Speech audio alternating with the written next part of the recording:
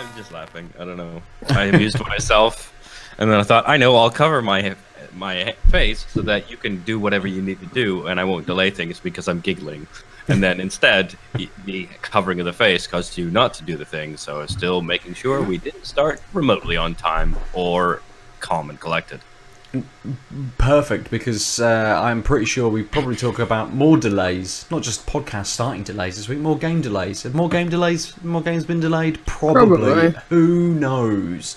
We'll investigate whilst we record. Welcome to Tanked Up, the podcast about video games and craft beer. I'm Ben, and I'm here with a returning Aadil. Hey, it's me. Hey. I'm not dead. He's alive. Hey. And very much alive. Lucy. Hello all. Hello. How you feeling, Lucy? I caught a glimpse of a mug there. Yeah, it's just green tea. Oh, okay. Oh, okay. Okay. Are we back on our? Are we back for some drinking this week, Lucy? No. It's not. It's because the only bit I had was Steady Rolling Man. I'm sure everybody's sick of me drinking that. So next week, I promise. That's fair. You do what you want. Do what you want, mate. Aadil. Yeah. Yes, me. I am a person. Are you drinking this week? Yes. Yeah. What have you got? I've got from Lost and Found, the Juju Juice Double Dry Hop Session IPA. Nice. Called Aadil. No. Yeah, I guess. I mean, it says Lost and Found, which is a brewery, and then it just says ABL period. Where did the Juju Juice come from? That's what the actual name is. Yeah, so it's tropical. It just says tropical berry citrus. Just one tropical berry. Yeah. It's got Mosaic, Galaxy, and Citra. It's got Maris, Pilsner, Oats, Munich, Cara, Wheat, and Rye. That's quite a multi thing. And it's 33 yeast. And it is unfiltered vegan product. And of course, they are from Belgium. So it's a healthy 2.8%. So Lost and Found are the ones that went away and came back again, right? Yeah, I think so. But they're not from Belgium. They're just brewing in Belgium now? Yeah, that's the one I can't remember. I don't think, when you said Belgium, I was like, oh, are they? Yeah. I seem to remember they didn't get bought out or anything like that. I think they just found somewhere new to brew. They were lost and then they were found. Exactly. Wow, their website has nothing. While you're looking at that, I'm going to crack open a beer from Boxcar. This is Home Over There IPA. It is 6.5%. Lovely split picture. Nice scenery. Yep. Remember those bleary toddler years where everywhere felt like home? Well, no, never do I. Well, you're still home. Every sound and sight around you is home. Every moment of time in the universe is home. Your face before you were born is a dreamlike expression. It will exist after all has ceased. What the fuck? I hope it said that on that. Because that's what I was thinking. It's like I've just played Kentucky Route Zero and that I thought that was heady. Well, that was philosophical. Oh, mate. This is going to be it, isn't it? Aadil's return now. Kentucky Route Zero. Absurd flavour text. It's going to be a philosophical episode. This contains barley, oats, and wheat. Suitable for vegans. That's all it says. It does give me a package date, which was the 11th of December 2019, and a best before, which is the 11th of April 2020. Cutting it fine, aren't you, you daredevil? What? A whole 2 months left, mate. Yeah, beers don't last 2 minutes in our house. More than 2 months. That's very true. I'm going to crack this open. Aadil, we'll come back to you. Whether you've got more information or you've tasted your beer, or they moved there. I don't know. It's Ponzi.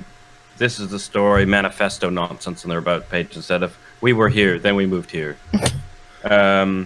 Is it a story all about how their lives got twisted upside down? No, I wish. Twist turned, sir. Twist turned. What did I say? Twisted. Twisted. Yes. Yeah.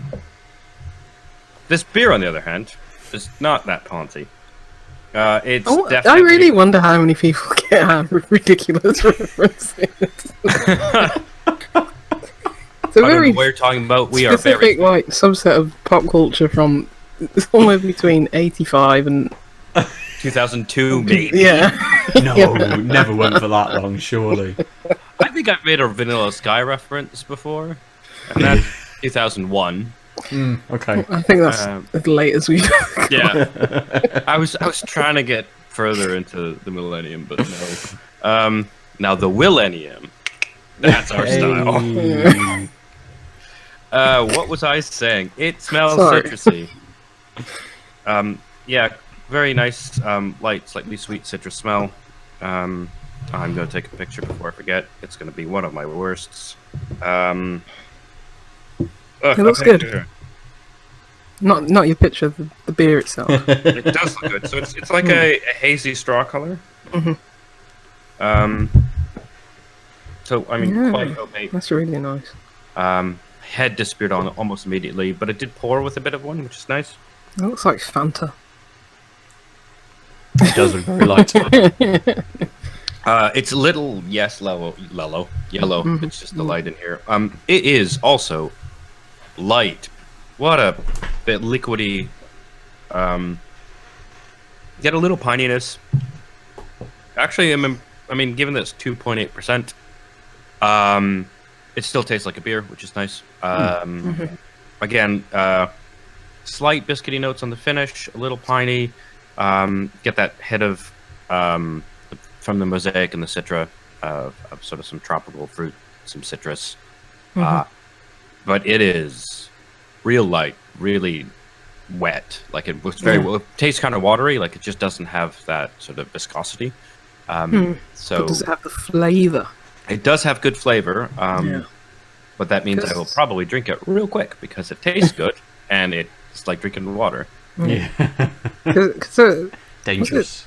it was like maybe 2 years ago now, where there was the table beer craze, where everyone was making like really. I think it was actually like 3 summers ago. It must be, Yeah. even longer than that. Like, yeah. It was like the summer before the summer before. before Oh, wait. the summer. So last summer was sours. That summer. Summer before was juice bombs, and it was table beers the like spring summer before that. It was at some point during the last 5 years, but yeah, there was a surge of like just brewers just making.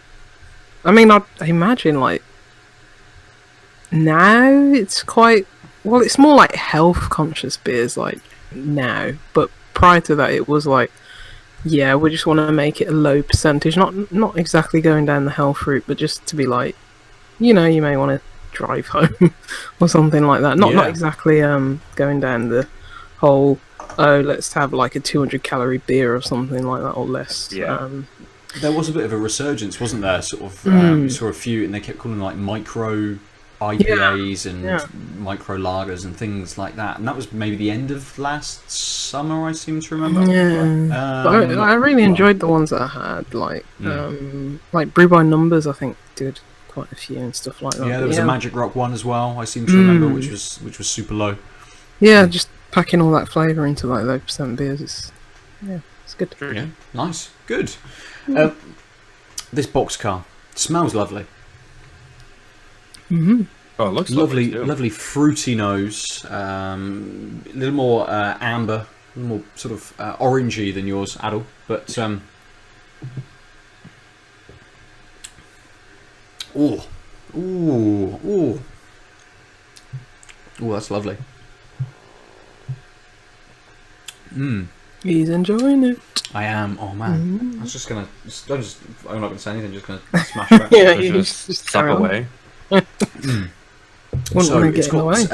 got a very easy but a little hard to pick out fruit start to it. Can't quite get exactly what that is, but it's a tropical fruit somewhere in there where there's a little bit maybe slightly edging towards that kind of like mango-y, pineapple-y end of things, maybe, but it quite quickly kicks in with a like a piney back to it. So you get this nice start, this nice fruit to start, and then this pininess kicks in, and it gives a slight dankness to it as well. So it's not just the pininess that kind of comes in. It almost just gives a very, very, very light kind of weediness to it. And all of those then push along to finish in this very light bitterness. It happens really, really quick, because you know a lot of beers, you have this long flow through them, and you can kind of go, okay, yes, you can see the fruit going, okay, yes, now this has come in, okay, now this has come in. Whereas this is very, very quick. We have a podcat. A disappearing podcat. Yeah. Yeah, this goes sort of fruit, pininess straight away, dankness, and then that bitterness kicks in, and everything kind of comes together to give this long finish. But it's a finish of all of those flavours combined, and they all balance out against each other quite nicely. I don't remember what the percentage was. 6.5.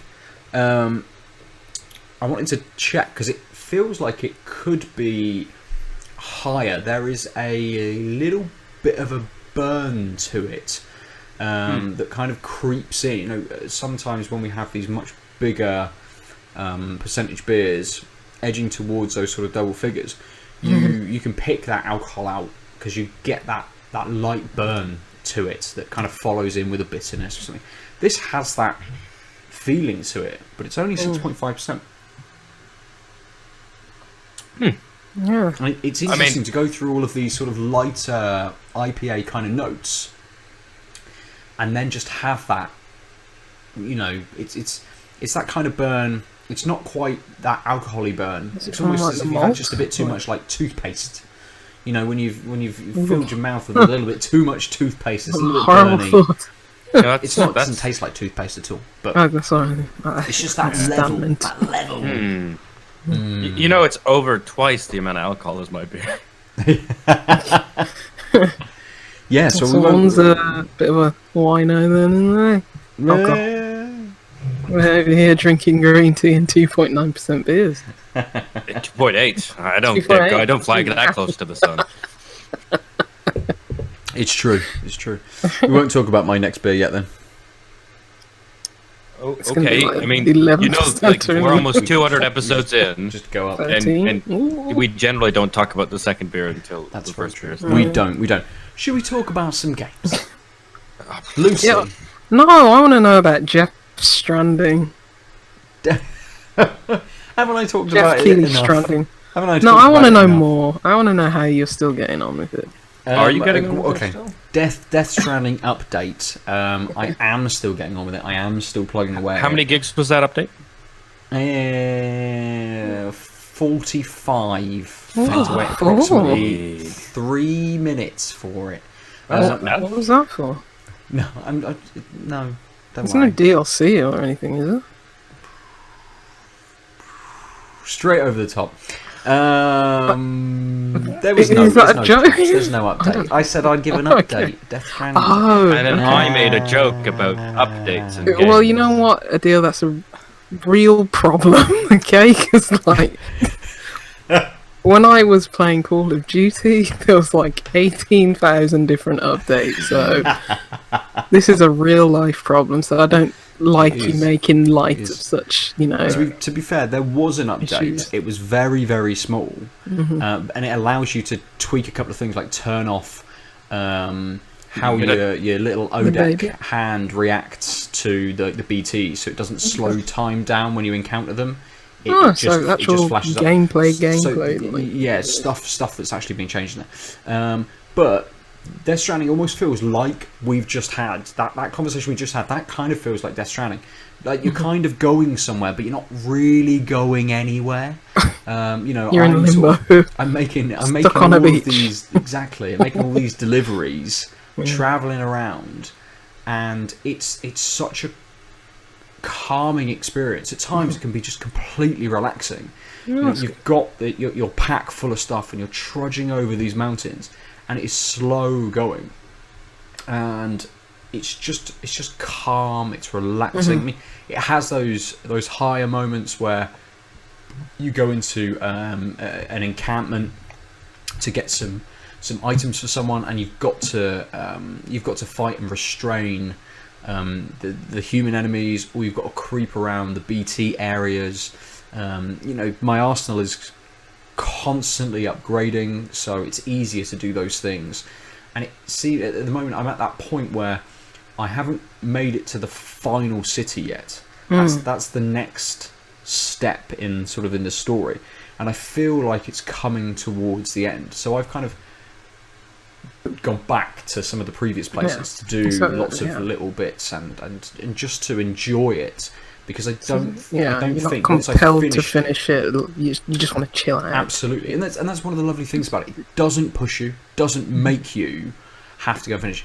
There is no, as we get with loads and loads of games that say, oh, there's a big bad person doing something and it's all going to explode at some point, and you just go, oh, we'll just go over there and farm for a bit, or something, spend 3 seasons just raising a horse. I don't know, shit that other games let you do. The best is in Breath of the Wild when Zelda's using all their magic and conscience, and in fact any Zelda game, just to withhold Ganon, and then Link's just off prattling about, looking for all those seeds. Yeah, Zelda's exhausted. She's like, I can't contain this beast for much longer. Works for fucking ages while you're off just gallivanting. Collecting Korok seeds. Death Stranding, it doesn't have that sense of urgency, or the narrative doesn't give you. Well, the world's already ended, so it don't matter. Exactly. Nihilistic way to look at it, but So you're saying the delivery game doesn't have a sense of urgency, and this is a good thing? Is that what you're saying? So sometimes you can take on deliveries which are timed. They are maybe. That sounds awful. The timing is generous. It might give you 60 or 30 minutes usually to get somewhere, and by that point you've probably built up quite a reasonable network of either roads to drive on, like the motorbike or the trucks. The thing that I've been doing a lot of is travelling around setting up zip lines. So there's this sort of big Y-shaped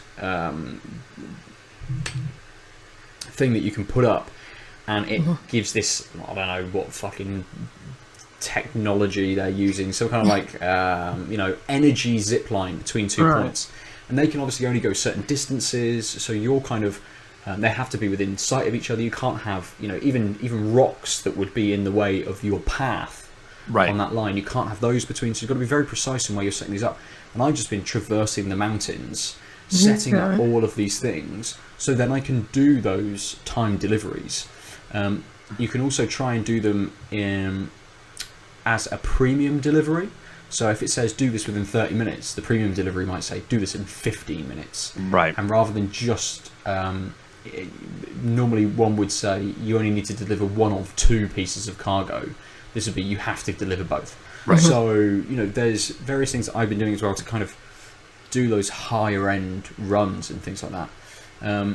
It's still a video game. I mean, absolutely. I could see myself just playing this and playing this and playing this and playing this and just keep going with it, because it is so actually it's the same feeling, as I've said before, same feeling I got when No Man's Sky first released. It's almost aimless. You can just do these small runs, but I find myself thinking, right, I'll go over here, I'll do this run, and when I'm here I can then go up this part of the mountain, I can set up a zip line there, that would then allow me to get to that next person. Okay, now I'll just go to that next person and see what they've got. I thought, okay, now I'm going over here, now I'm just going to do this, now I'll go there, and I'm planning sort of 20-30 minutes ahead, thinking I've only got bloody 15 minutes to play. I'm not I shouldn't be planning all of this time ahead. It's I take 15 minutes at lunch just to do that, and suddenly 20 minutes has gone, right, no, I've just got to stop, put it down, I have to pause it, go do some work. So yeah, it's grabbed me, it really has grabbed me. That's good. I did start playing Still There. What's that? It is I think the best way to describe it is it's a point and click game.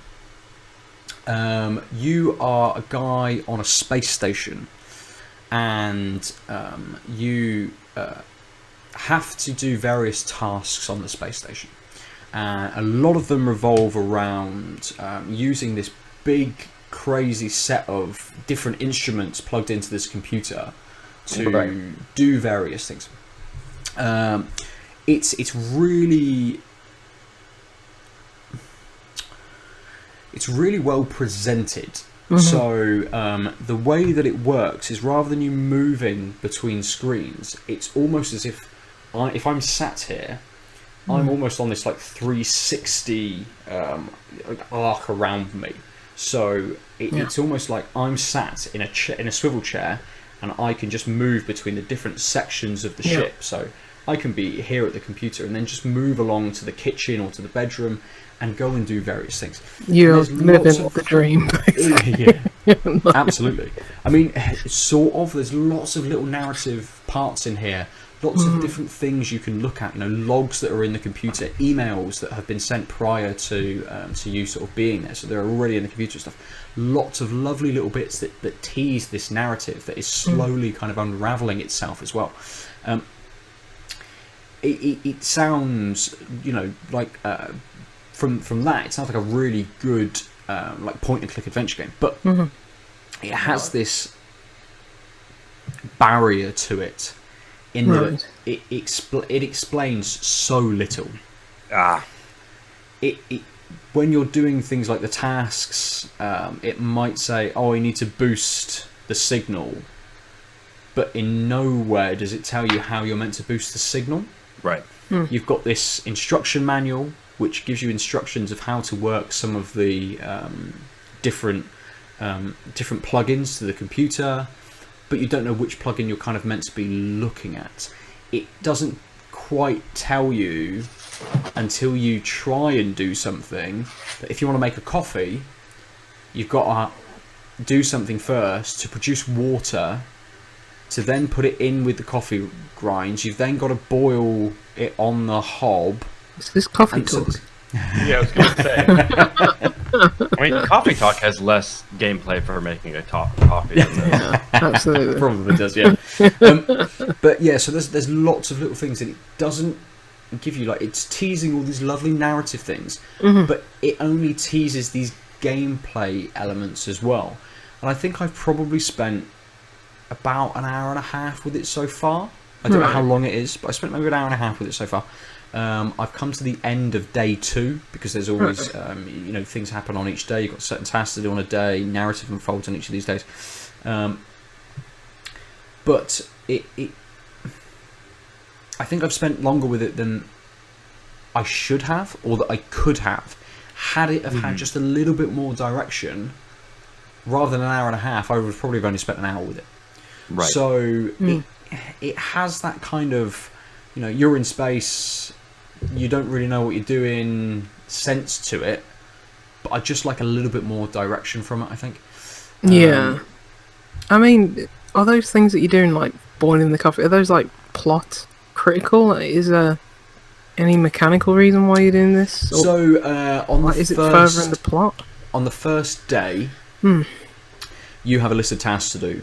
One of those tasks is to eat. One of them is to make a coffee. One of them is to complete the sort of the daily tasks on the computer, and then there's a couple of other things as well.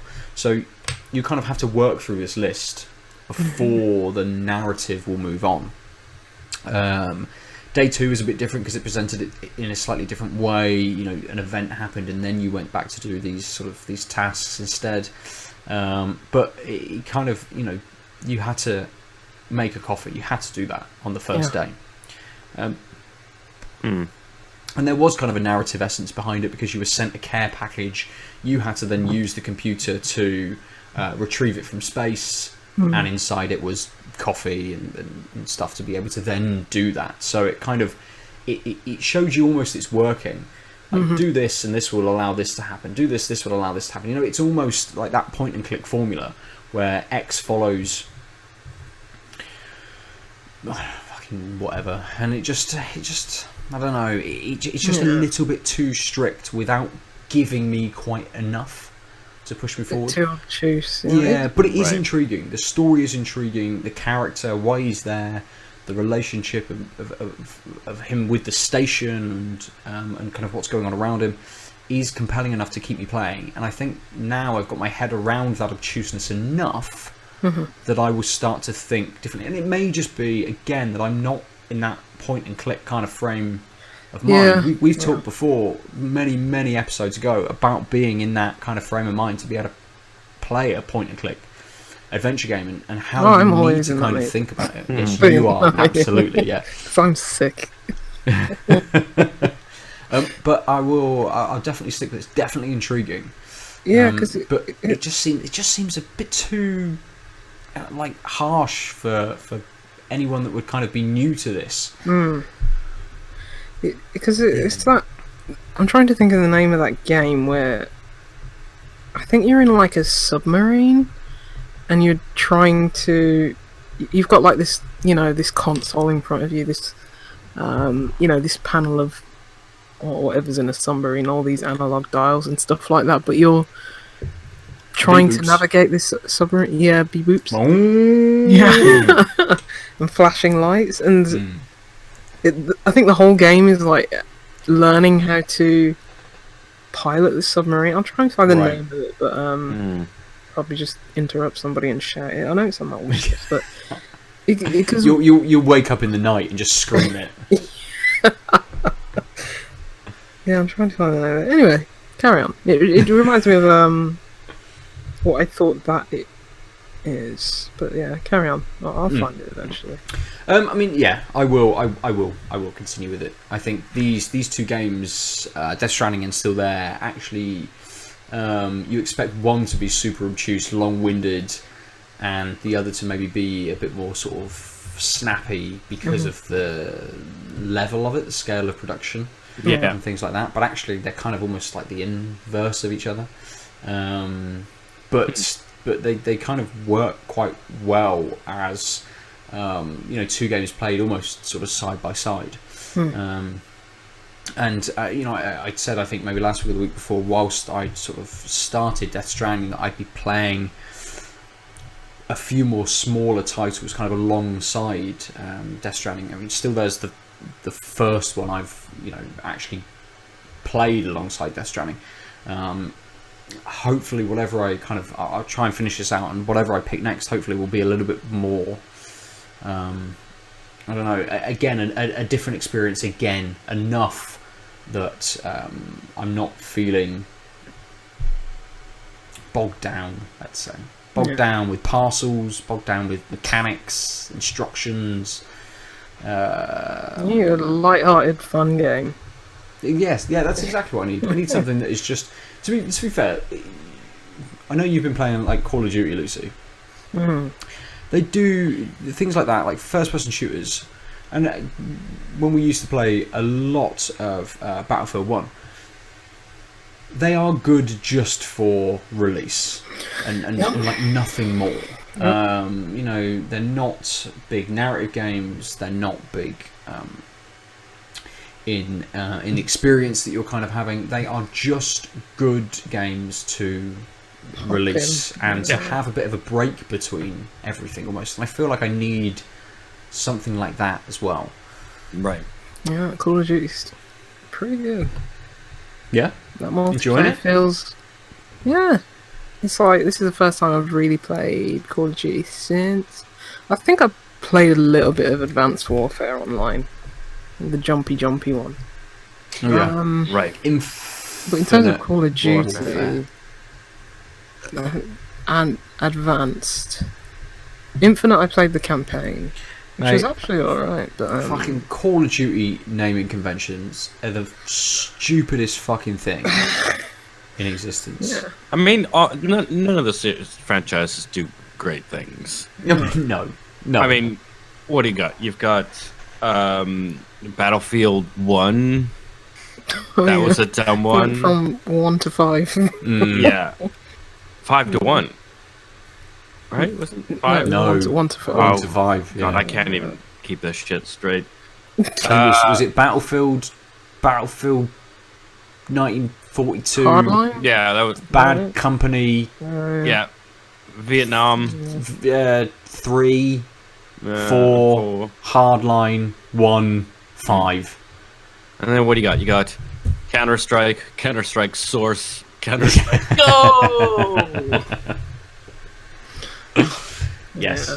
That's Why the is one it, where is it you. just shooters? That's Is the it one where just you wander the shooters? streets looking for terrorists to collect in gyms, right? Yeah. Oh, mate, Pokemon Go, you can battle people now. We won't talk about that this week. You couldn't before. We will not talk about that anyway. Yeah. Anytime. I thought. I don't. Isn't the whole point of Pokemon that you battle people? So you could battle people, but only face to face. Now they've brought in this battle people's AI team. Oh, that's weird. It is weird. Anyway, I'm going to move on from the things that I've been playing, because they are the only things I've been playing. Those 2 games. Death Stranding is still there. Lucy, we will come to you.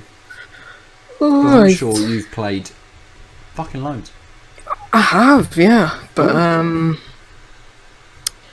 I'll keep it very focused this week. Okay.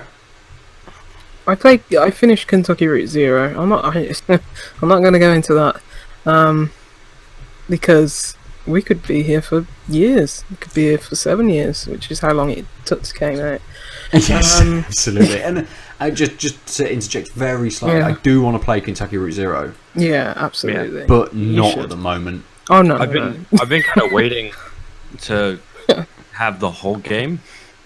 Did you play any of the I think I episodes started recorded? the act. I played the 1. first. Yeah. Right. But boy, do I not remember anything. Oh yeah.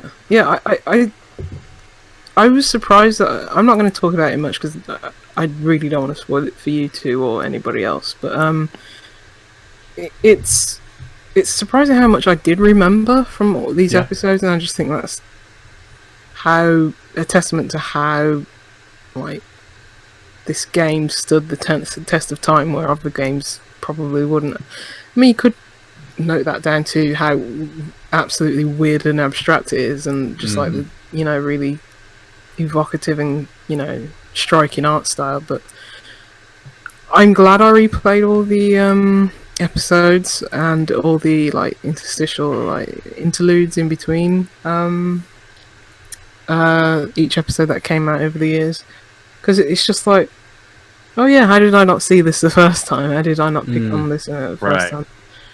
And this, the game goes into a lot of, themes. It's like, poetic Lynchian story about Americana and debt and and capitalism, and it's like, this is a kind of heavy subject matter that you don't want to be playing if you're just like, I'm not in the mood for anything too heavy. But I think what I'm just going to say about it is go read Austin Walker's review on Vice Games, because it's really good. It's a really good. I mean, they write really good reviews over at Vice anyway. They do, but yeah, that's a fantastic review. Just go read that, because he says it better than I ever could. He's a real nerdy scholar over there, and it's like, a lot of stuff. Stuff. I'm just like, cool, all right. I would never know this in 1,000 years. I've never even heard of this author, let alone this obscure book you're talking about. But yeah, it's the whole kind of like Vice Waypoint's crew, isn't it? They're just so academic about about video games. They're so in the know about like American politics and economics, and they can really lean into that when they're looking at these games, which do have a little bit more of a political take. They are. For me, I think they're very much the kind of like authority, podcasting wise, video game journalism wise, in that realm, definitely. Yeah, because after finishing playing it, I was just like, because Act 5 it's not what I was expecting, and it was like, oh my god, this is like, it's a really good finale. I was a bit on it, and then right at the end I was just like, wow, this is powerful stuff, and I was just like, I want someone who can, as you say, speak with authority about this game. You know, like not just, yeah, this is cool. Like, obviously, mainstream sites will not go into too much depth about, you know, its whole political stance and stuff like that. You know, because that's not where the clicks are. Whereas, like Vice, it's like, this is not where the clicks are either, but they want to do that, and I was just like, I need to. I was going through my podcast and I'm like, who's probably like spoke about this with authority? And I was like, have Kotaku's split screen done anything about it? No, not yet. And then I looked at Vice and I was like, listen to their podcast, and I was like, I got to read Austin's review, and it was fantastic. So yeah, just he says more about it than I ever could. So yeah, go read that if you're at all interested. But after playing that, I was like, some heavy stuff. And so I played a game which I saw on the eShop. Just randomly, I was just randomly flicking through the eShop, and I was like, oh, this looks like a cool art style. And it's a game called Wide Ocean Big Jacket. Sure, I've got that right. And I was like, let me have a look at this game. And I need to look this up, because there's a free itch.io game. And it's made by the same folks who made this game. The name of the dev is Turn Follow. And 1 second whilst I get up the name of their game, because it's actually, you know, it's free on itch.io. It's actually a decent. Is it similar to this? Is it going to be like Small River? It's Large Hat. It's a title which is impossibly long. I've just got the abbreviation here. Oh no. What's the abbreviation? Even that's too long to read. Jesus. 1 second. Like plog. No one knows what it means. Hold on. We're almost here. Turn follow itch.io. Packing up the rest of your stuff on the last day at your old apartment. And they've abbreviated it up to PUTROYS. You understand why I couldn't recite it, but that's just it's the same art style. So if you go download that on itch.io, you get an idea of like this kind of very light-hearted. It's a very short experience of just about, you know, packing up your stuff on the last day of your apartment, and just it's so simple, and just giving you all these little bits of text about all these objects that you're picking up. You know, just giving a background to what this object is, and then just you're filling in the story. You know, like who was this person, what did they used to do, and stuff like that. It's probably about 10-15 minutes. But yeah, this game. Wide Ocean Big Jacket is out on, I think it's out on Steam. Is it on itch? I hope it is. I imagine it is, probably. Yeah, Steam, itch, and Nintendo Switch, which is where I played it, and where Aadil will hopefully soon play it as well. Yes. It's probably about... It's installed. Yes. That's a big step for me. Honestly, yeah.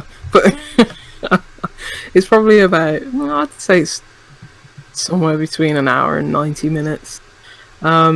It's basically about this teenage girl who's in the game. She's 13. She's not quite at that sullen teenage state. She still has that youthful exuberance in her, prior to being crushed, as it is for all of us.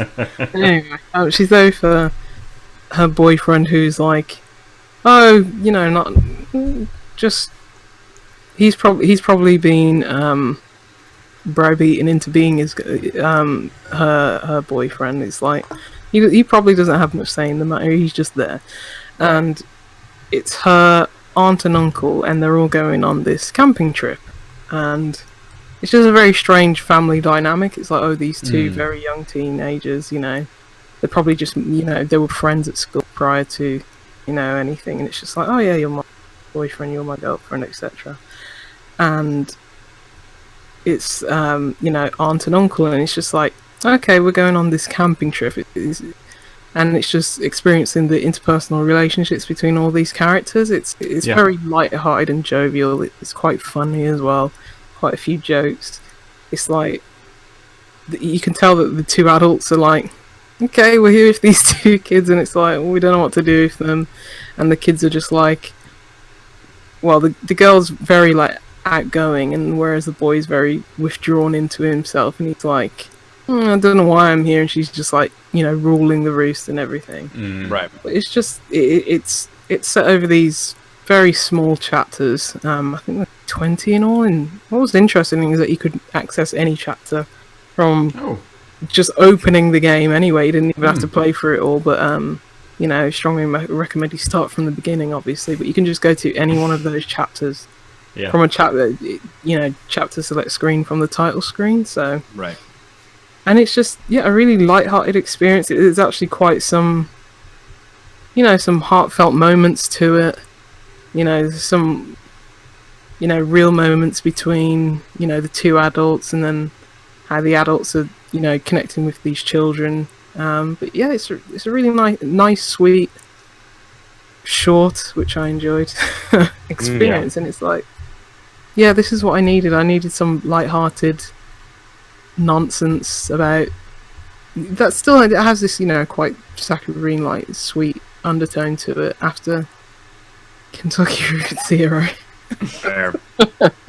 But yeah, I really recommend it. It's the art style's like, it's polygonal like Kentucky Route Zero, but just in a very more vibrant, colourful way, not just greys and blacks and browns, and it's set in a nice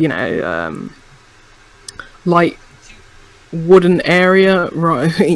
Camping in probably somewhere in the northeast of America, and not the doldrums of Kentucky. So, it was a nice contrast, and it was just a nice little experience. Good. Yeah. Excellent. That sounds really nice. It sounds, especially for being like a short game, it's nice to have something that is light-hearted.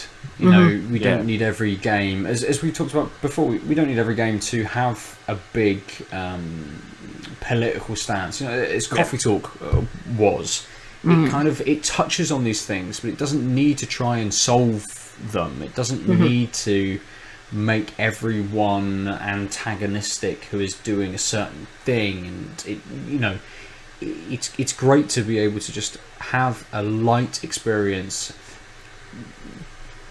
get to see how those how those people interact, these relationships that form with a light, colourful backdrop and art style to it, and to have that.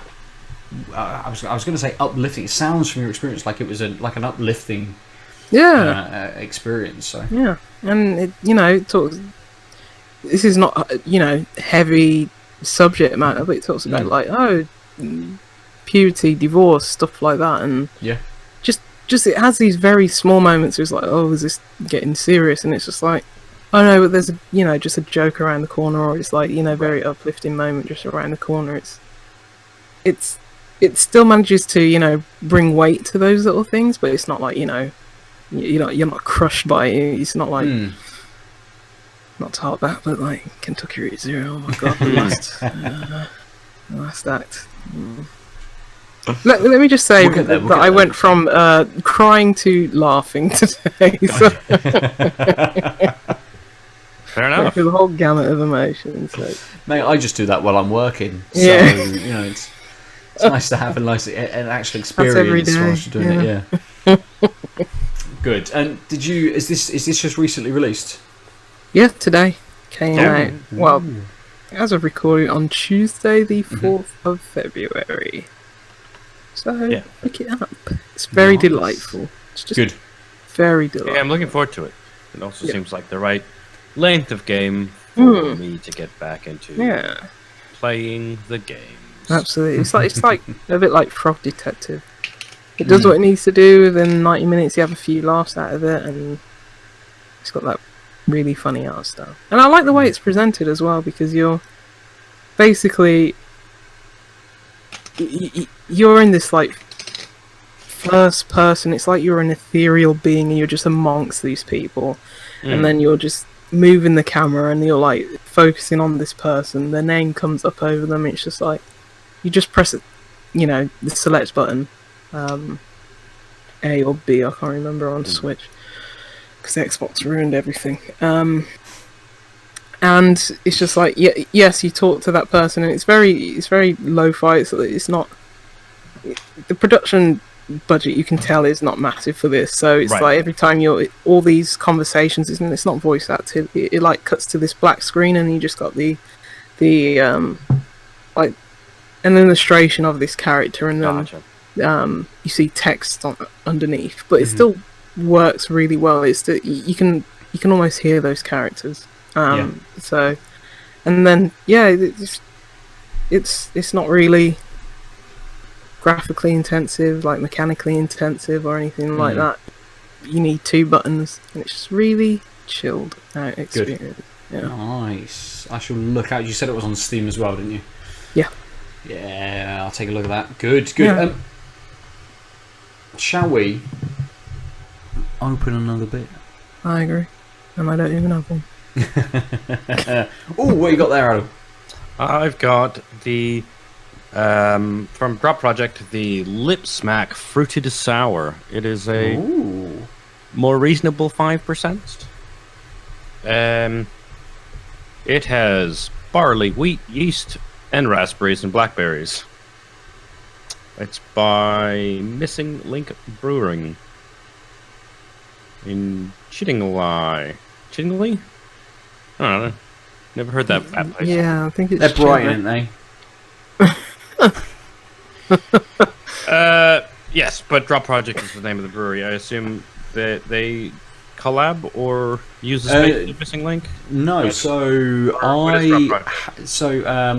Link, I think Unbarred used to brew at Missing Link before they got their own brewery. I had a beer the other day by something else, and they were brewing at Missing Link as well.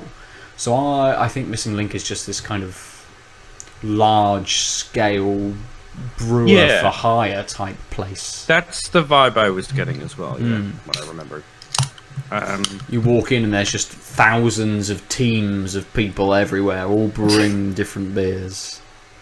Beer mecca, really. Speaking of looking like soft drinks, Vimto. It's almost, Vimto. So it's that carbonation as well, isn't it? Just I thought when you held the back of the can before we saw the front of it, I thought it was a beer from North. Yeah, it definitely has that vibe, especially with the patterning, sort of the block art with then sort of linear patterns. They've done their marketing research, haven't they? Yeah. Oh, I'm gonna say. Right. I am going to open a beer which, if you've been on Instagram in the last 2 days, everyone is drinking it. Everyone is commenting on it. Really? You can't kind of get away from it in these beer circles. I know, it's odd that it's not just that it is everywhere. It's that everyone is commenting that it is everywhere as well. Every post says, "I know everyone's already drunk this," but so I'm hold on. The first thing I opened and got on Instagram was an advertisement for Bud Light. So is that what you're on about? It's not that, no. Yeah. So I am drinking the latest batch of Verdant Putty Double IPA, which is an 8% IPA. Oh, so they've made a new one. Yes, they have. Different label as well, which I think threw me out. I thought it was a new beer when I picked it up, and I'm like, oh, I've had this before. This has got, what has it got on it? Golden Promise, wheat, oats, flaked wheat, dextrose, Mosaic, Azaka, Galaxy, and LA3 or LAIII. I think that is it for this. Vegan friendly, drink fresh, colder, and recycle. That is it. Yep. So fair enough. I'm going to crack this one. I'm going to smell this one. I like Verdant. Oh yeah, that smells like a sour. I got a Yeah, little what bit of was- yeasty smell, and Wow, the- honestly, just the raspberry. No, it's actually less strong in the raspberry than I would think, given that it looks like raspberry juice. Yeah. It's actually quite a mellow, like it's the strength of the nose isn't very strong. But in that nose, it's very raspberry.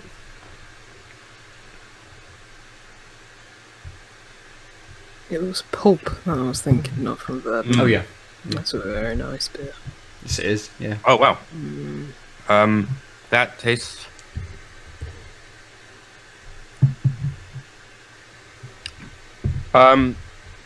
It's interesting. You get the fruitiness right off the top, and then as it fades, you start to get so you get a wave of sort of tartness. It's actually not too sour. Yeah, like it's very close to like an unsweetened raspberry juice, kind of like, yeah, it's tart, but it's not like scrunch your face up. It's it's odd because the sort of the sourness really just immediately makes you feel dry in the mouth, but actually the texture, the mouthfeel is actually a little wet. So there's a weird tension of as soon as the main taste fades, it's like, oh shit, I'm gonna have to drink more of this because I am parched. And then if you as soon as that fades, you're like, oh, actually no, like my mouth physically isn't dry. It's just that the tartness.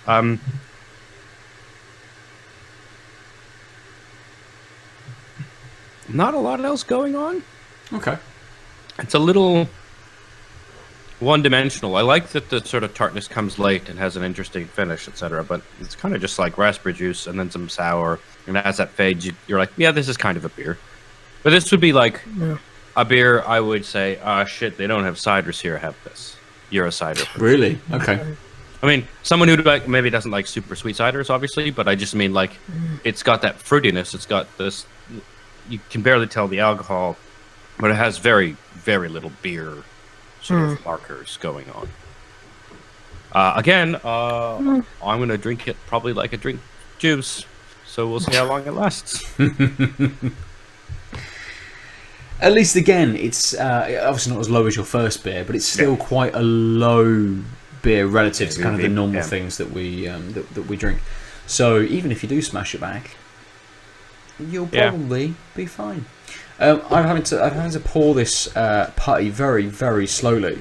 It just exploded in the glass, and it was half beer, half head. I've managed to get it down to just a froth. Yeah, compare like the... look at it. This looks like it's just sort of a red juice. There's like no anything left compared to your. Yeah.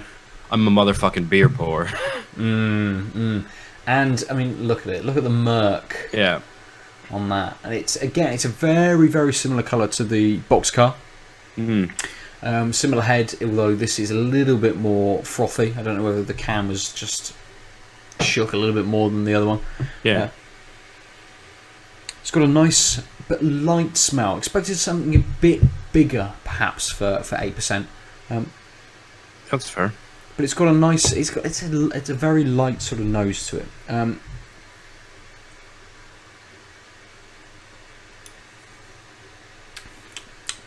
Oh.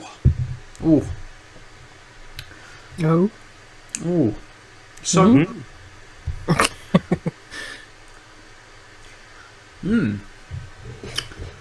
It's gone from it tastes different, I think, to what I had in my head that it was gonna taste like a previous beer that I have. And I wonder whether it is a change in the yeast. Because if either of you remember, Verdant changed their yeast sometime last year. Yeah. And we started to get a few beers which were stepping away from kind of Verdant's big juice bomby sort of flavours. They were trying to get a little bit more of the of the malts, a little bit more of the yeast into their beers. And this doesn't feel and it doesn't taste like a big juice bomb. Right. So yes, it is a double IPA. It's 8%, but it's not a big fruit, big juice flavour. It's actually a lot more kind of balanced than that. And you do get the fruit, but you have this slightly dank. Yeah, how to describe this?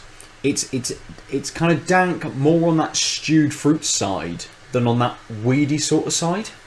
Yeah. So where the Boxcar kind of edged a little bit more towards, that green hop, weedy sort of flavour, this is edging a little bit more into those slightly fermented, stewed kind of fruit sort of flavours, still giving you a dankness to it as well.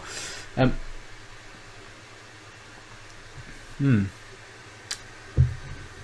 do get a little bit of the malts in there as well. Whether those stewed fruits are just kind of pulling everything back to allow other, or not the stewed fruits, but the feeling, the flavour that you're getting from that. Whether that's just pulling everything down to give you and allow a little bit more of the other elements to sort of to come through. I don't know whether it's just the yeast that they've changed in this. If they have, I don't remember what the makeup of the last can of this I had was, but you're getting a little bit more of the malts, a little bit biscuity, maybe just edging towards on the finish, at least when everything kind of works out, almost this very light sort of toffee flavour to it as well. Like those biscuity malts kind of just build a little bit, and they combine with a little bit of that sweetness just to give you maybe almost a little bit of toffee in there. It's not kind of caramel, it's not quite that sweet. It's a little bit more pulled back from that. It's interesting, absolutely. I mean, it's not a big, it's not like...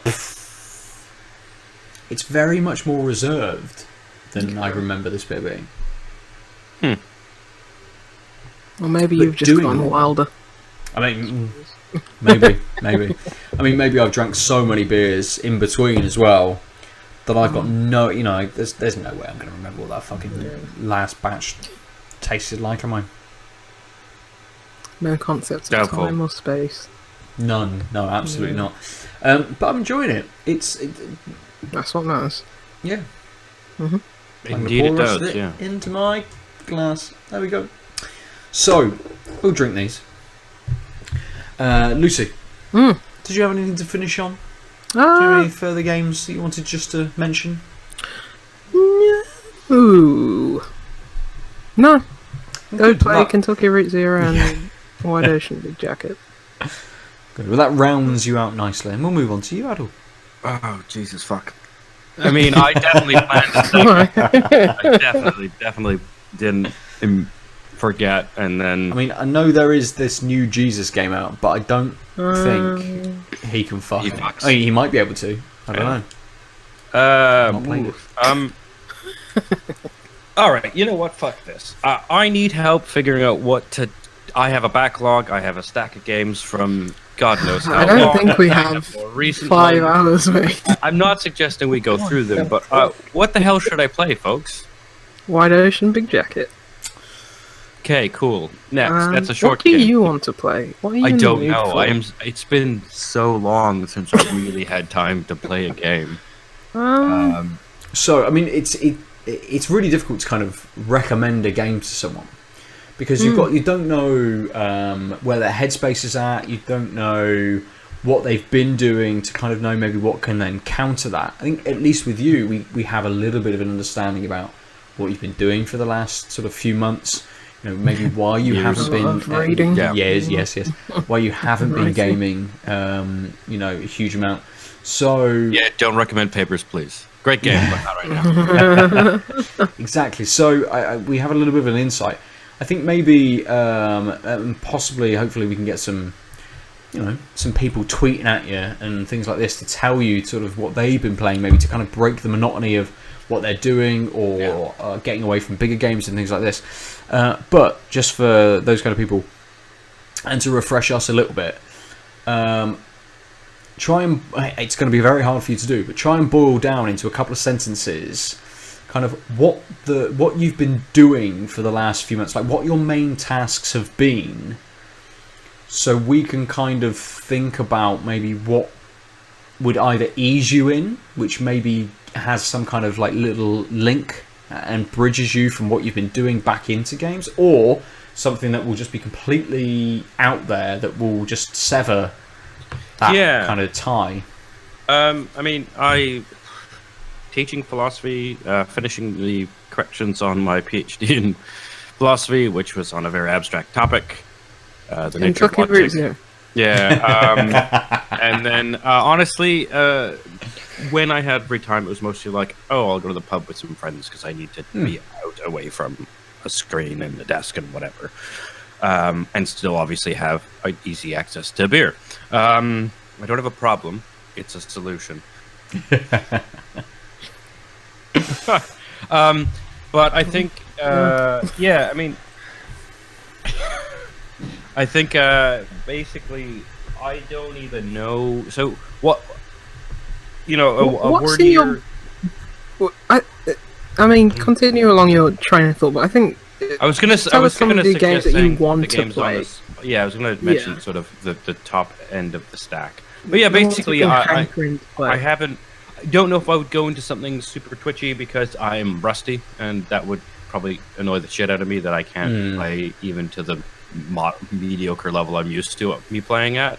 But I definitely I'm not sure I'm ready for a long super open world 200. I wouldn't start The Witcher 3. Oh god, sure, right? I wouldn't recommend that to anybody now. But there's no time. The world's gonna end in 129 hours. Played Spider-Man. Yeah. Yeah, I think that's a perfect game. Outer World. You can turn your brain off. Outer Wild.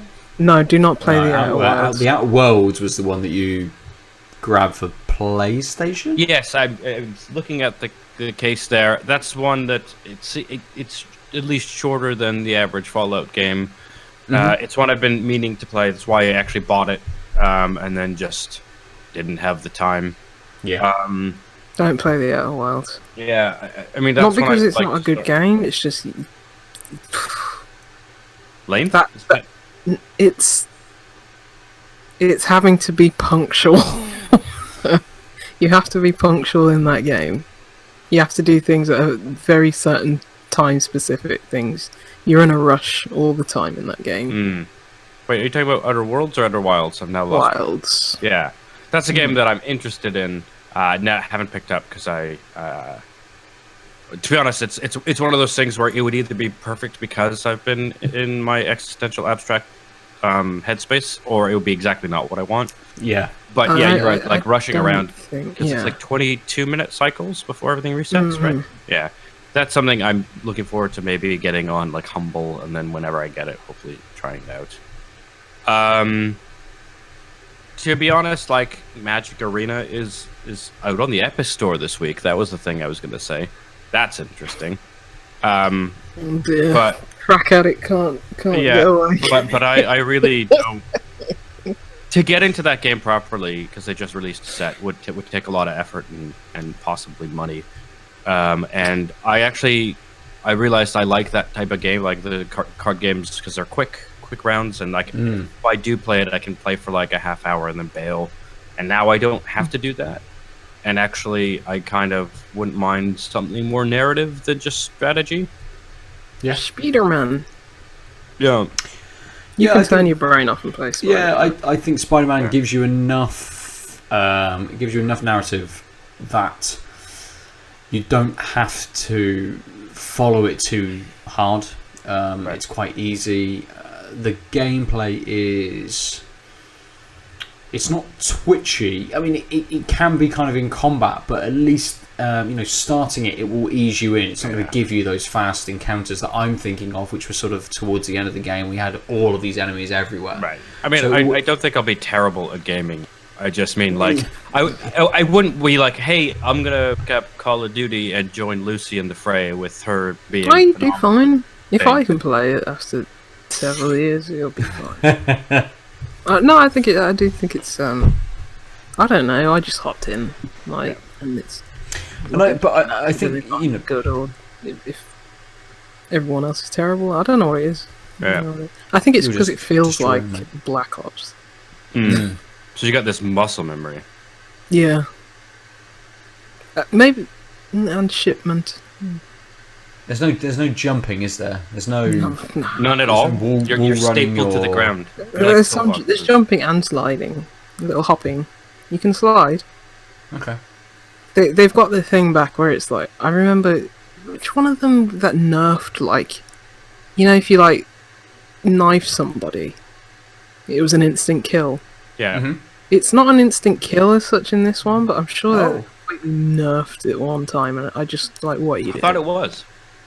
It used to be, and I'm sure they nerfed it. I'm sure it was like, no, You've got you to have to stab like, them several times yeah, you have now. to do it like 8 times. I think in this one it's like twice. That's still a lot. Or maybe I don't know.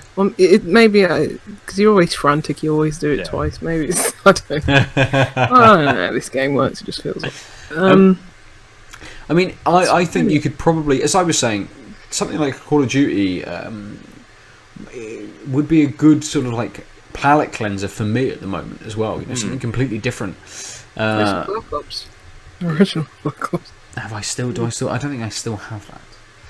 And no, I don't have I don't anything even that know has how you backwards play it. compat. Like, Yeah. no, I'd have to buy a PS3, I Oh suppose. no, forget that. I've got one. You can borrow it if you want.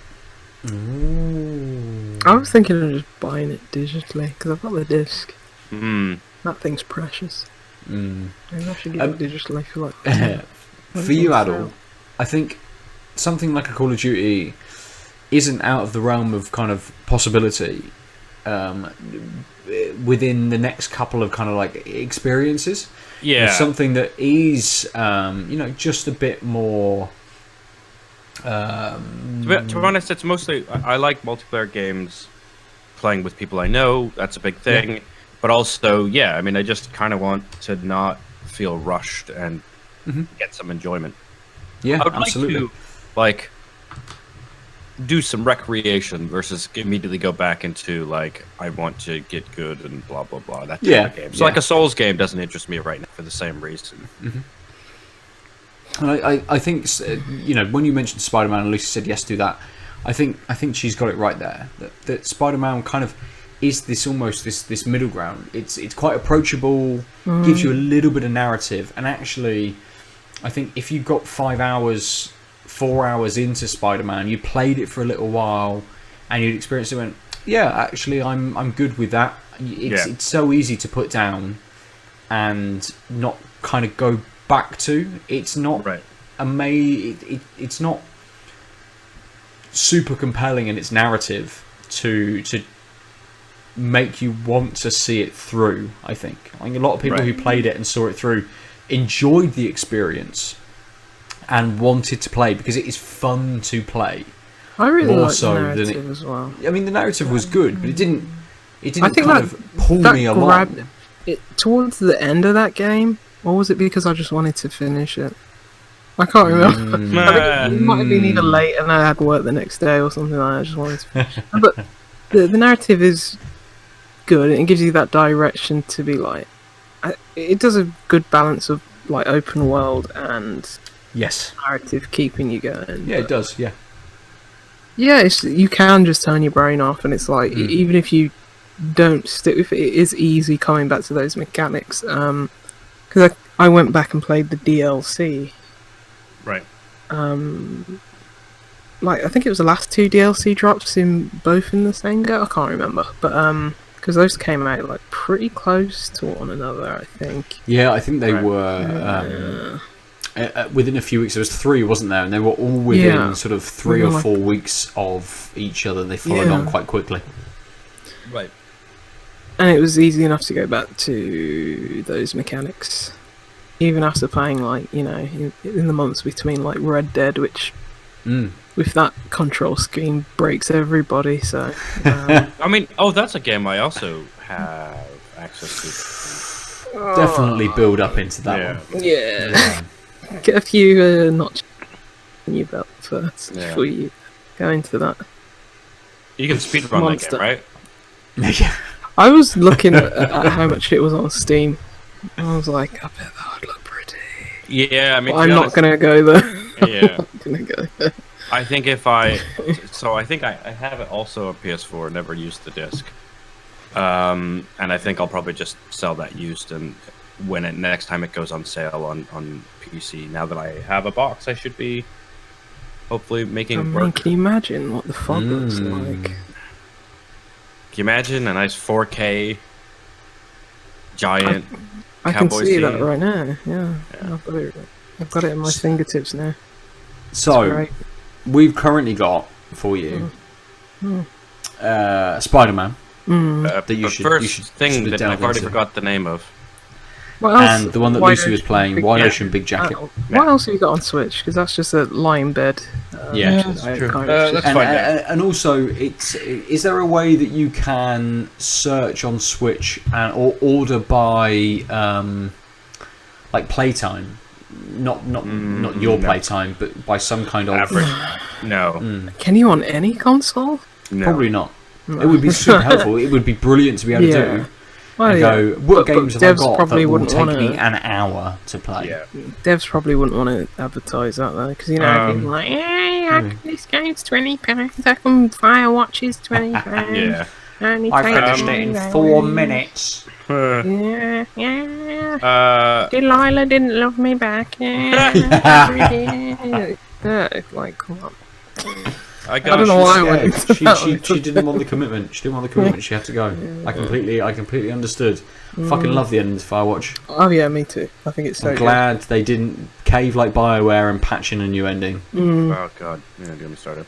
I mean, I don't like the whole mystery thing was a bit weird, but yeah, I really liked how that ended. It's like, no, life isn't all rosy and everything. Yeah, absolutely. Like, go deal with your problems back home. You know, you're just running from them. Also, No, before we running move on, fuck Valve for shelving in the Valley of the Gods. Yeah, I was looking through my Steam wish list, and I saw it pop up, and I was very angry.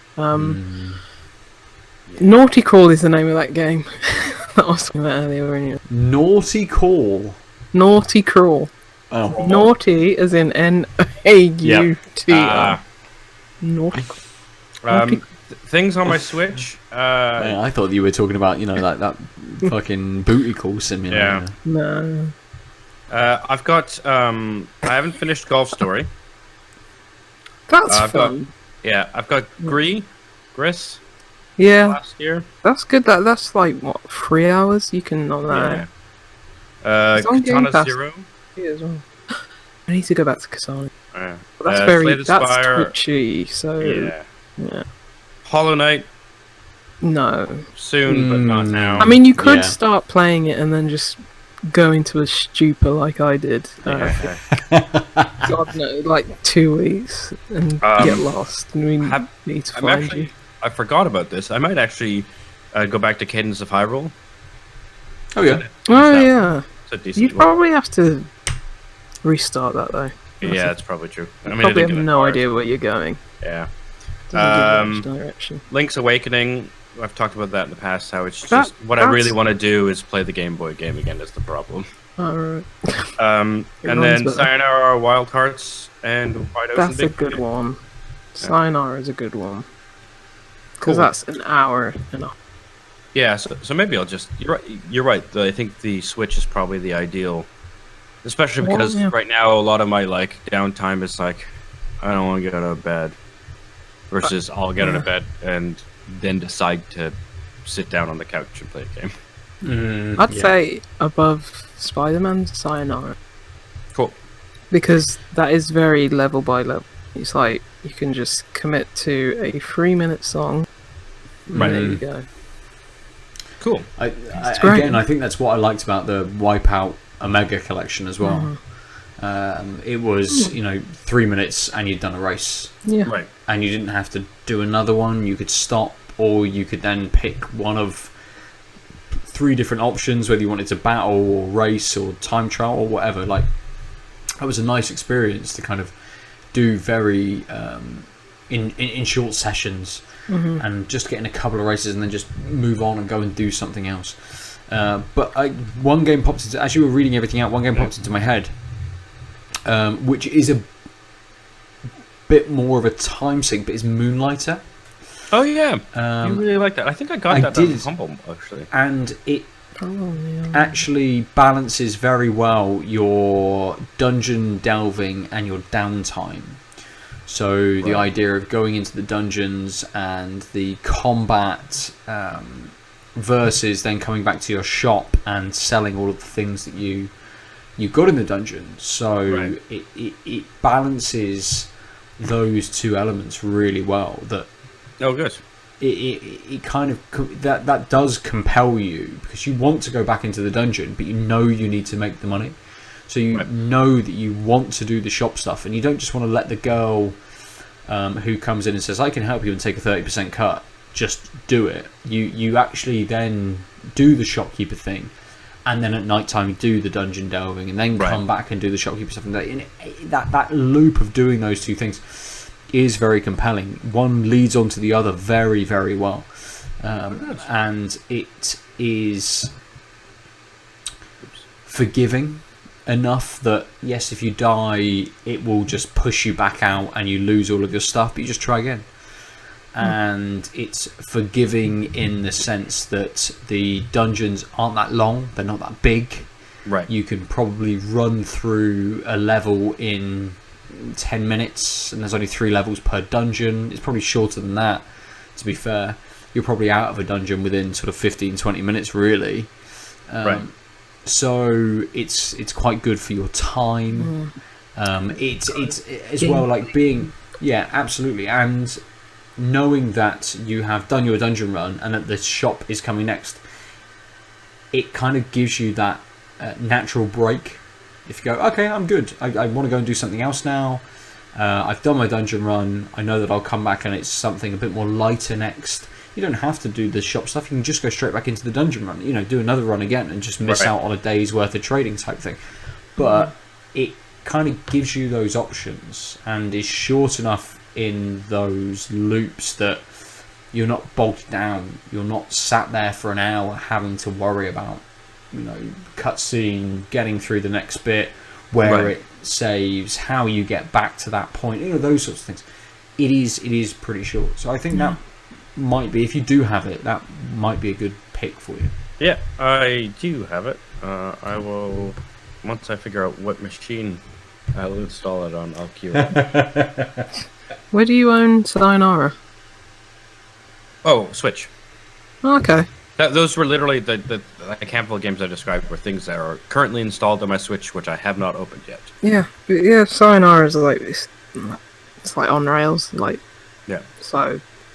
There's interaction, there's good interaction, but I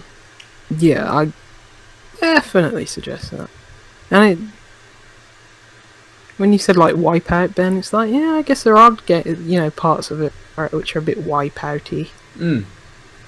I think when I was describing it when I played it first, saying it's got a bit like Space Harrier. Yeah. It's two.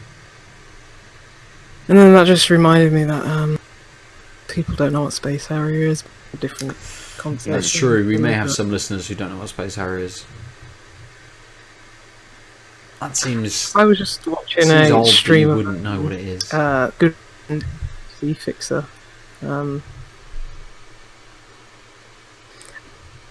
Sorry. The camera flipped and things cut out for a second. I don't know.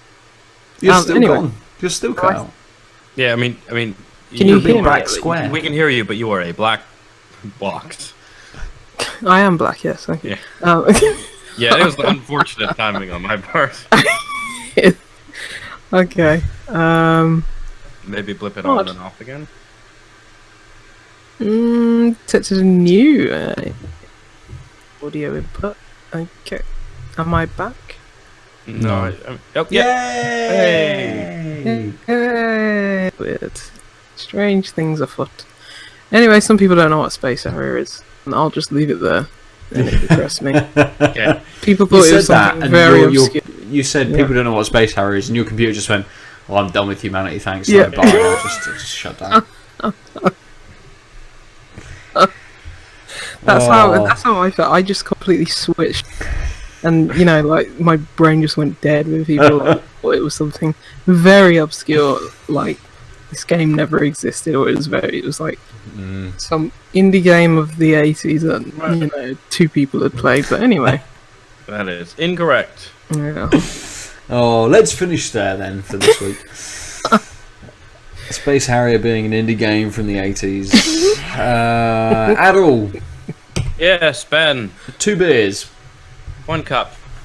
Which did you? Oh my!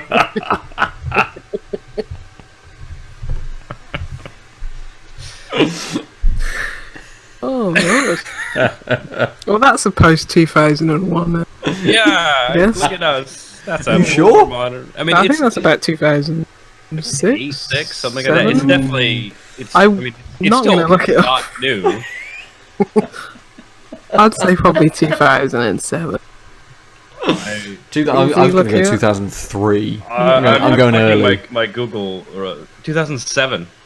Oh, well done. I'm ashamed that I got that right. Wow, it's got its own Wikipedia, not Memepedia, but Wikipedia entry.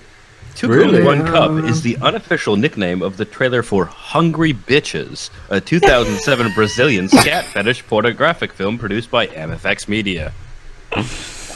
I'm actually gutted that I got that right. Gutted. You're not as That's one much of of a the things I millennial love. as you think, Lucy. Yeah. What? Yes. 2 beers, right? Of That's all what we're the talking about. dates to get right. Right? Yeah. Oh, it's when we're like, let's talk about this game. When did that come out? I don't know, 2000 this, 2000 that, 2000. I have no idea. Boom. We're 100% sure. Internet video, Dan. Oh, God. Right, down. so- I need to go have a shower.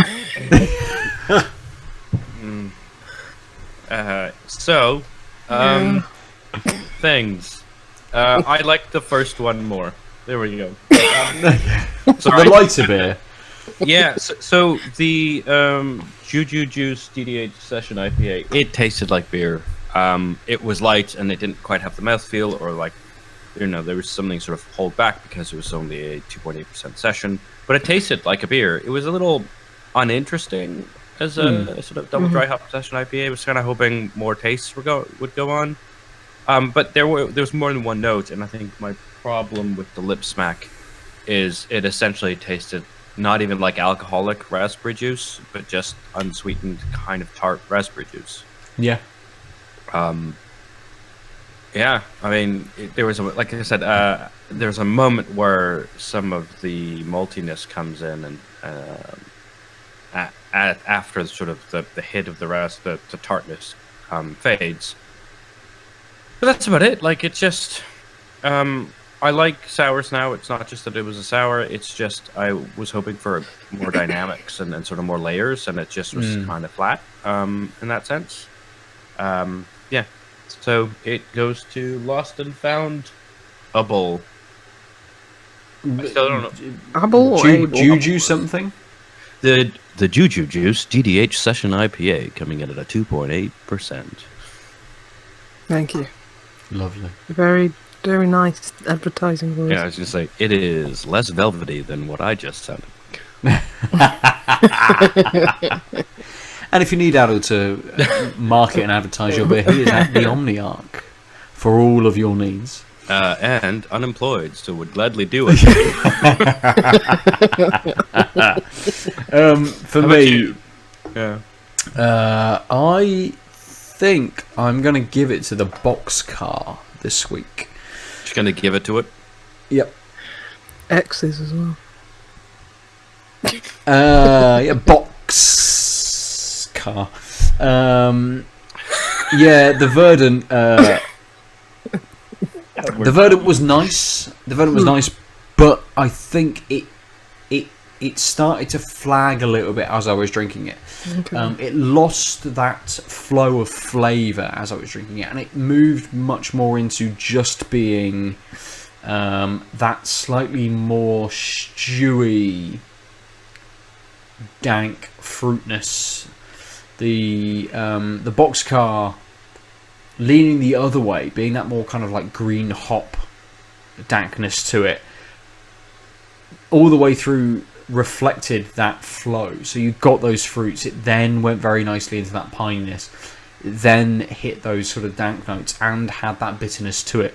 I think the flow of that beer, the way that it sat for sort of every sip, worked very well, and it just was a really nice, very easy flavour. Yes, it had a slight little bit of a... It's not an alcohol burn, but it's kind of just that little bit of a kind of like a misplaced moment almost. Something to it which kind of gave it a very slight hint of something that maybe wasn't quite right, but overall it was I think a nicer flavour than the Putty Double IPA from Verdant, which is still a very good beer. It's still very nice. Just lost its flow as I got through it. So, yeah, the Boxcar for me this week, which was Home Over There.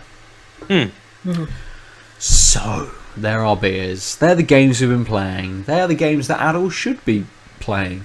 Or at least, should is very strong. The games that adult may play at some point. If he plays games, these would be good options. Yes, absolutely.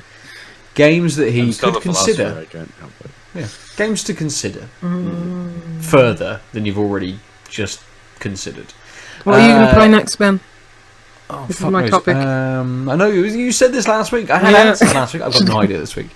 No idea. I've got a couple of game requests for codes in, so let's see if any of those actually come through. I don't know. What about that if Dark not, Crystal game?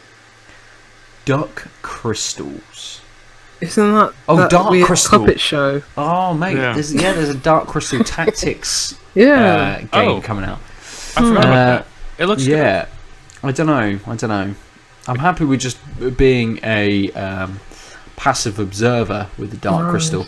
I don't know if I need a tactics game. I don't know how that would work. I don't know. Neither do I. I just know that you've watched the show. You know, the Gelfling are pretty weak in comparison to the Skeksis, the fucking giant half spider, half beetle, half fucking whatever those blokes that don't speak because of their mouths sewn shut things. What are they called? What are those things called? Who knows? Someone does. You know, they seem pretty fucking brutal. They at some point kill all the Gelfling. So what is this game? Where does it sit within this timeline? I don't know. I don't know whether I want it or not. I do apologise.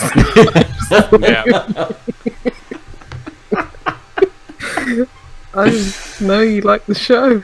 I mean, the show is fucking brilliant. Yeah, and it's tactics. I thought this was a Ben? I mean, it should be. Absolutely, it should be. We'll see. I'll have a little gander and see what it actually is. And to be fair, I don't know a huge amount about it. It's something like appeared from nowhere. A couple of weeks ago, suddenly. I thought you were refreshing the page and see when it dropped. No, I didn't know about it until a couple of weeks ago, and then suddenly I'm like, oh, this is on a Nintendo Direct. I think that's when it was. Oh, mate. I don't have a Nintendo system, so... No. I'm sure it's like on PS4, I think, and stuff like that. Oh, is it? I think so. Ooh, I'll have a look. I'll see what's going on. So, if you want to tell us about the games that you've been playing, or about the beers that you've been drinking, you can get us at TankedUpCast on Twitter. You can go to Instagram to see the beers that we're posting and get involved in the conversation over there. You can email us if you want to, tankedupcast@gmail.com. You can get me at Nova_47 almost everywhere. Come and play some games with me on PlayStation, maybe. Or send some packages to me, or return my packages that I lost. Not yet. You don't want, yes. You know, no bad box of ants, fire ants. Exactly, absolutely. Aadil, how do people get hold of you? You've already said. I'm at the Omniarch on all of the things except Twitch, where I'm the _Omniarch, and maybe one day I will stream. More than that one time we streamed MLB 19. For MLB 20, mate. You can do it from your PC. Nobody knew what was going on. That's true. Yeah. We did have a couple random people being like, what is this about? They're like, these guys know what they're doing. Stick around. You're not going to talk to us? No, I'm just going to watch us fumble with the game. Cool. Clearly, sycophants, mate. Yeah. Lucy, how Yeah. do people talk to you? Juicy Loose 9 everywhere. Tell me That's what beers I should buy. A long game. long Or a name. long Juicy name. Loose 9 everywhere. It would fit in the number of characters required. Not for Nintendo. I can't even get You the don't have it. Nintendo. Oh, that sucks. Yeah. That's because everyone's just called Bob and Dave, their first names on Yeah. Nintendo's a mess. Anyway, yeah, tell me what beers I should have next week and tell me why I should buy Hitman on PC. Literally. Oh yes, Hitman oh, yes. 2? Yes. Yeah, because you have Hitman 1, right? I have like the Paris map. I Oh. thought I had it all, but I don't know. Nah, I got you. It doesn't But matter. now you have your beast of a machine to be able to see all of Yes. those pixels. Tell me to Yep. give Yep. IO more money and I will. Oh, they'll take your money. Hey! Yeah, Juicy Loose 9 everywhere. Uh, I think it's $12.99 on CD keys. I can't remember if I bought the game and have a spare key from Humble or Give it to me. So I might send you a code that may or may not work. But I Okay, think- it'll probably I give me think- the training mission. No, so the code is for the complete first season, and I'm pretty sure I bought it right when it came out because you guys were all really gung ho. But you don't Also, know if I that's look at it, the last time I played it was December 2016, and the code I got was in November 2018. So this code should work. I'm just gonna send it to you. Well, that's very Good. generous of you. And what a very, very pleasant and very lovely way to finish our episode Well, out. be good to each other, everybody. Absolutely. Other games. Be lovely humans. Also, Can't as wait for that being Bill lovely and Ted human. sequel. Is that this year or next year? I think it's this. Maybe. Whilst you're waiting for the Bill and Ted sequel, go to outoflives.net. They made a Dumb and Dumber sequel, didn't they? That's true, yes. They did. made Dumb two. and They Dumber. made a prequel and a sequel. Yes. The prequel, The Dumb the and prequel was obviously not when they were... It's the prequel, August the prequel 21st. was different actors, right? Yeah. Yeah. It was young Lloyd and I can't remember the name of Jeff Daniels. Harry. Harry, there we go. Oh, it was Jeff Daniels. I was Yeah. thinking of Jeff Bridges. Oh, that'd be amazing. That would be very good, yes. Bill and Ted Face the Music comes out on August 21st, 2020. Oh, really? Yeah. Oh, wow, okay. Keanu's As fucking Preston smashing those. He's smashing those movies out. Yeah. Matrix 4 has started or is about to start. I forgot about Matrix. Cyberpunk, yeah, filming. he's everywhere. Yeah, he's in Cyberpunk. Yeah, he is. Is he in the John Wick Hex game? No, Is he don't voice think so. acting it's that? Troy Baker. No. It's Troy Is it? Baker's Is it? B-side voice. Yeah. The less raspy Texan one. He just gets around like pow pow pow pow pow pow. Splash, splash, splash, splash. Whoa.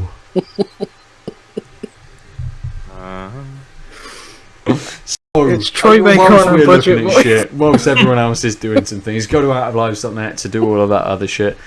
Be lovely to each other. For another week, we've been tanked up. Bye bye. Bye. Ciao.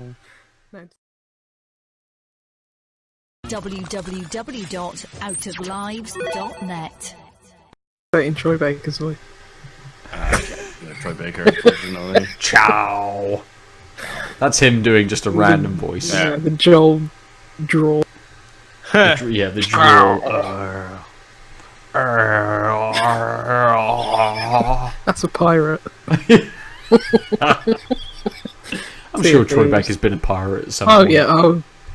He's probably been in that Assassin's Creed game. He's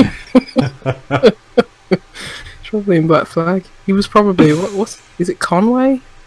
Or is that Kentucky Route Zero? Edward? Again. Edward Kenway? Oh, Kenway. Conway's a Kentucky Route. Oh, tough. Right, this is Kevin Conway? Or is that... No, that's Costner.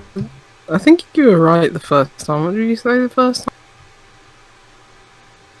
Kevin Conroy's an actor, isn't he, or something? Kevin Conroy, yes. Conroy. He's the Batman voice actor, isn't he? Yeah. I was thinking of Kevin Costner. Oh, he is not Batman. Very, very different. He was Robin Hood, though. That's like a precursor Batman. That's true. Wait, was he in Waterworld? No. Costner, yes. Yes. Kevin Costner was, yeah. Yes, Kevin Costner was in Waterworld. Because he looks slightly... He is generic man number one, along with fucking Mel Gibson, isn't he? So, like, suddenly those two in my head kind of have amalgamated into this one being... Like, yeah. It's kind of Mad Max, it's kind of Waterworld. That's kind of unfair to Kevin Costner, who isn't a horrible racist. You don't know he isn't. That's true.